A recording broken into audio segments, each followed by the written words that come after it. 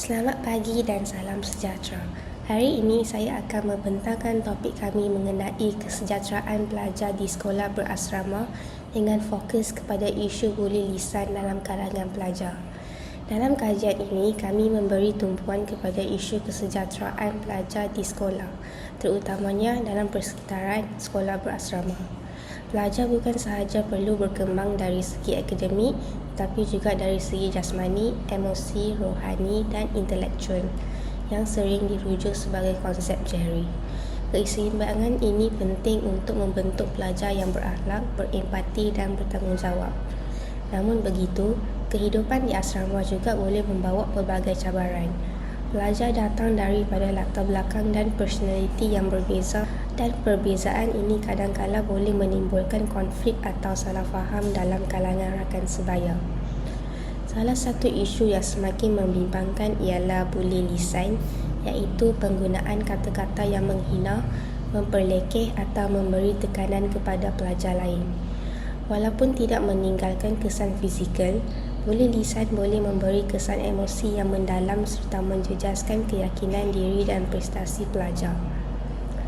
Kes tragis Zara Karina Mahathir, seorang pelajar berusia 13 tahun dari SMKA Tun Datuk Mustafa di Sabah, menjadi contoh yang menunjukkan betapa seriusnya kesan buli lisan dalam kalangan pelajar. Oleh itu, kes ini menjadi rujukan penting dalam memahami impak buli lisan dan keperluan untuk meningkatkan kesedaran serta pencegahan di sekolah.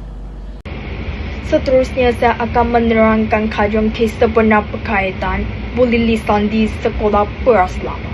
Kes ini melibatkan Zara Kirana Mahathir, seorang pelajar perempuan berusia 13 tahun dari SMKA Tun Datuk Mustafa Sabah yang mendapat perhatian nasional kerana isu buli lisan di asrama. Pada 16 Julai 2025, sekitar jam 4 pagi, Zara ditemui tidak sadarkan diri di bawah bangunan asrama selepas disahkan jatuh dari tingkat 3. Beliau meninggal dunia di Hospital Queen Elizabeth pada 17 Julai 2025. Siasatan mendapati Zara menjadi mangsa penghinaan dan buli lisan oleh pelajar senior, termasuk penggunaan bahasa kasar dan tuduhan mencuri yang memberi tekanan psikologik kepada mangsa.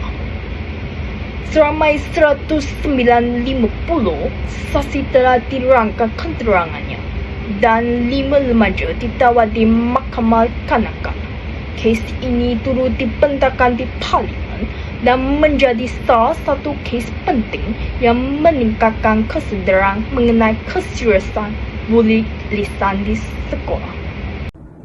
Melalui topik ini, kita dapat meneroka faktor berlakunya buli lisan di sekolah. Faktor yang pertama ialah kekurangan pengawasan dan tindakan dari pihak sekolah. Pihak pentadbiran sekolah memainkan peranan yang amat penting dalam menjaga keselamatan pelajar di sekolah. Namun, jika pihak sekolah kurang memberi perhatian atau tidak mengambil tindakan tegas terhadap kes buli, tingkah laku tersebut boleh berterusan. Contohnya, dalam kes Zara, berdasarkan perkongsian di media sosial, dia terlibat dalam pertelingkahan lisan dan berulang kali menjadi mangsa buli oleh pelajar senior. Walau bagaimanapun, keadaan ini tidak ditangani dengan tegas, menyebabkan buli tersebut terus berlaku. Selain itu, pengaruh internet dan media sosial juga menjadi faktor berlakunya buli lisan.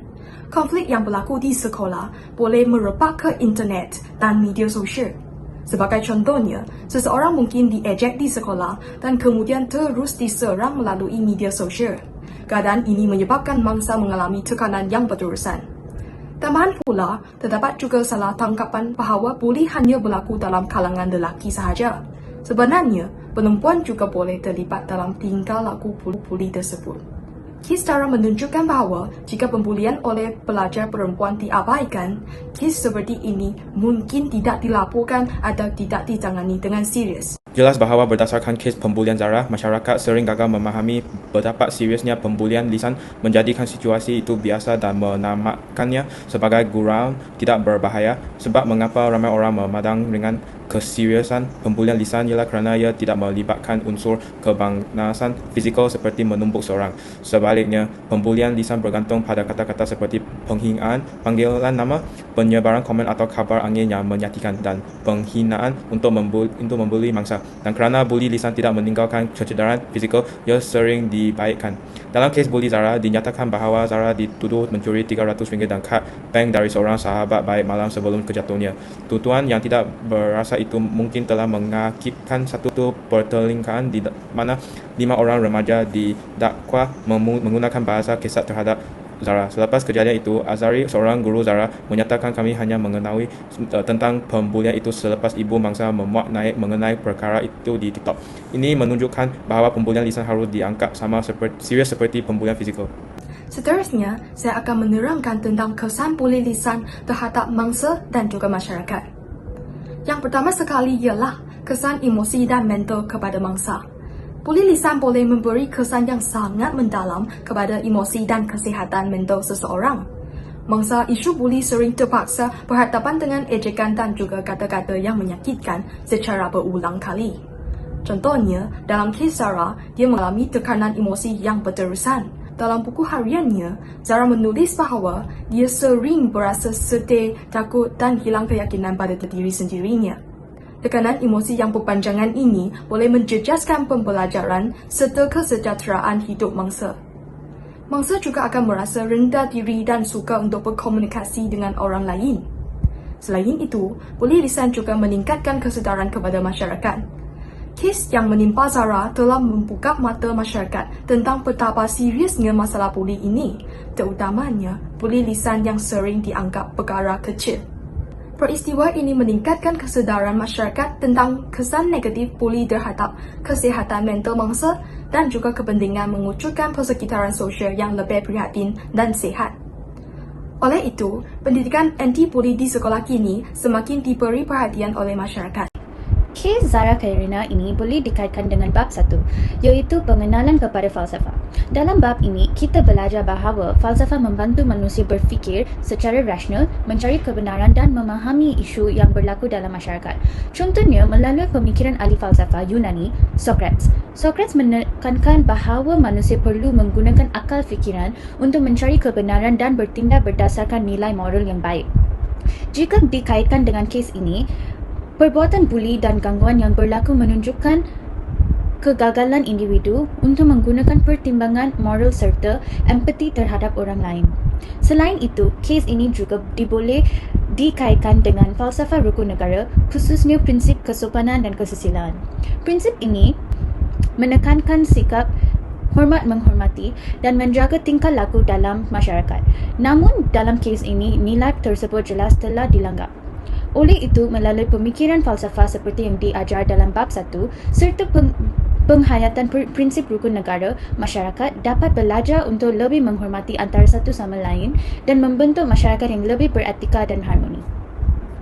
Berdasarkan perspektif psikologi dan sosiologi, kebanyakan buli lisan sebenar merupakan tingkap laku yang dipelajari. Seseorang mungkin memerhati cara orang lain menggunakan bahasa yang agresif, seperti mengejakan atau menghinakan, dan kemudian meniru tingkah laku tersebut. Lama-kelamanya, mereka menyadari bahawa menggunakan kata-kata yang kesat boleh menarik perhatian orang lain atau membuat orang sekeliling ketawa. Perspektif seperti ini boleh mengelakkan mereka untuk terus melakukan buli lisan. Selain itu, ada juga individu yang melakukan buli lisan kerana mereka mempunyai perasaan rendah diri atau tidak yakin dengan diri sendiri. Dengan menghina orang lain, mereka cuba berasa lebih kuat atau lebih diterima dalam sesuatu kumpulan.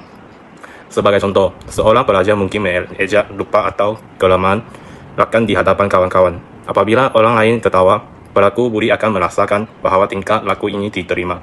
Lalu, mereka akan terus melakukannya. Salah satu bab dalam falsafah dan isu semasa yang berkaitan dengan kes buli verbal ini adalah bab 3, iaitu logik. So, faktor utama bagi kes ini berlaku ialah sesetengah individu mereka tidak berfikir secara rasional. Ya, ini juga boleh dilayan sebagai kekurangan elemen logik lah. Jadi, apakah itu logik? Logik merujuk kepada kemampuan seseorang untuk berfikir dan membuat kesimpulan tentang sesuatu perkara dengan rasional lah.